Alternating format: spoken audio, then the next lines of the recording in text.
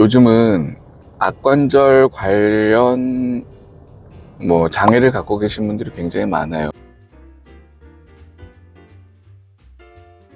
옛날서부터 이 악관절을 이제 악관절증이라 그래서 병으로 보는 관점에서 악관절 장애로 보는 관점으로 이제 바뀌어 왔거든요. 바뀌어오는 게 뭐냐면, 이 악관절 관련 질환들은 예전에는 병으로 보고서는 그거를 완치, 치료하는 목적으로 봤다라고 하면, 지금은 이게 완치의 개념이 아닌, 그러니까 행동 조절이라든지 아니면은 통증의 완화, 그다음에 불편감의 완화를 목적으로 해서 이제 습관 조절로 들어가는 관점으로 보시면 되거든요. 그런 관점에서 봤을 때 이 악관절 장애를 갖고 계신 분들은 예전에는 전체 인구의 3분의 1은 이 악관절 장애를 갖고 있다라고 얘기를 했는데, 이 악관절 장애 자체가, 이거는 제가 보는 관점은 일종의 퇴행성 관련이라고 저는 보거든요. 그러니까 우리가 왜 무릎 같은 경우에도 무릎도 퇴행성 관절염이 오잖아요. 그 퇴행성 관절염이 오는 이유는 뭐냐면, 실질적으로 사람이 생활을 하면서 몸무게가 60인 사람은 이 생활하는 과정에서 이 무릎 관절에 60kg의 하중이 이제 실리는 거죠.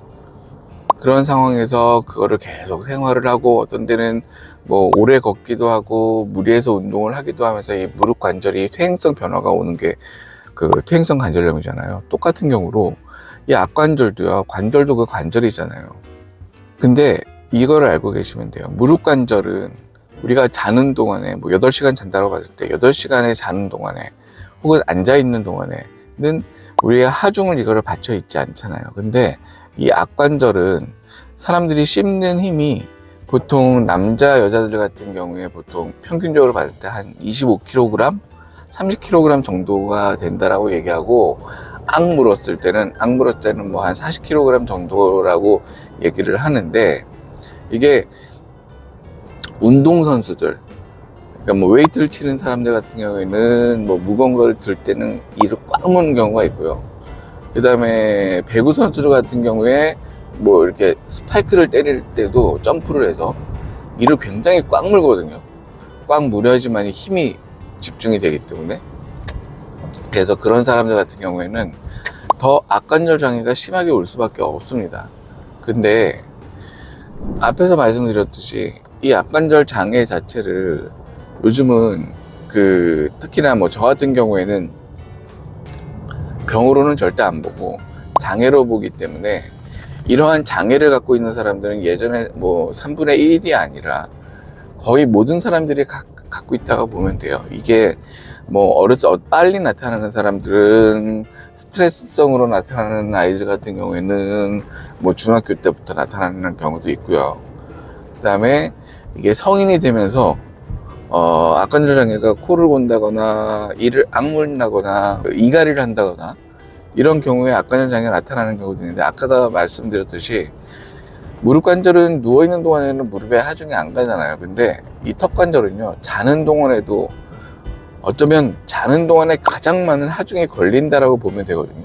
이를 악무는 습관이 있고 이갈이 하는 습관이 있는 분들은 제가 봤을 때는 거의 모든 사람들은 다 합니다. 그렇기 때문에 간혹 가다가 이를 갈지 않으세요? 라고 제가 여쭤보면, 치아에는 분명히 이갈이 하는 흔적들이 나타나 있는데 이를 안 가세요? 물어보면 저 안 가는데요 그러거든요.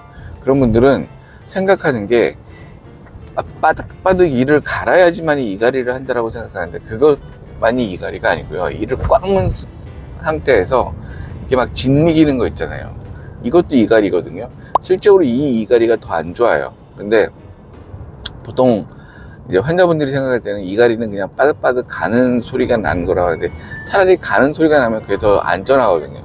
그런 같은 맥락에서 봤을 때 이제 제일 이갈이를 한다거나 이악 물기 습관이 있다거나 이런 분들은 악관절 장애가 반드시 오는데, 이 악관절 장애가 있는 분들이 가장 중요하게 생각해야 되는, 하지 말아야 될 것, 그게 뭐냐면요, 그거는 어려운 거 아닙니다. 아침에 일어나서 하품할 때 입을 크게 벌리지 않는 게 제일 중요합니다. 제일 턱이 잘 빠지거나 턱에서 소리가 난다거나 턱이 아파지는 이유는 뭐냐면, 아침에 밤에 잠을 자면서 이를 꽉 물거나 이갈을 하면 이 근육이 굉장히 스트레스를 받아서 젖산도 분비되어 있고요. 그 다음에 근육이 되게 경직되어 있거든요. 이 경직되어 있는 상태에서 아침에 일어나서 하품을 하잖아요. 그러면은 혀 안쪽에 있는 근육이요, 이거 턱을 밀어내거든요. 이렇게. 그러다 보면 턱이 갑자기 뚝 빠지는 경우도 있고요. 턱이 빠지는데 한쪽만 빠지는 경우도 있고 양쪽 다 빠지는 경우도 있어요. 아니면 이 근육이, 십기 근육이 이렇게 입을 하품을 하다 보면 이게 쩍 하고 하는 소리가 날 때가 있거든요. 그 소리는 뭐냐면 근육이 찢어지는 소리예요. 이렇게 해서 근육이 한번 찢어지게 되면 그 경우 같은 경우에 뭐 통증이 없어지거나 하는 경우가 보통 한 1, 2주 가거든요. 그럴 때는 이제 뭐 근이연제를 먹는다거나 이렇게 해서 치료를 해야 되는 거고, 왜 우리가 운동하다 보면 뭐 이렇게 알이 배긴다 그러잖아요, 근육에.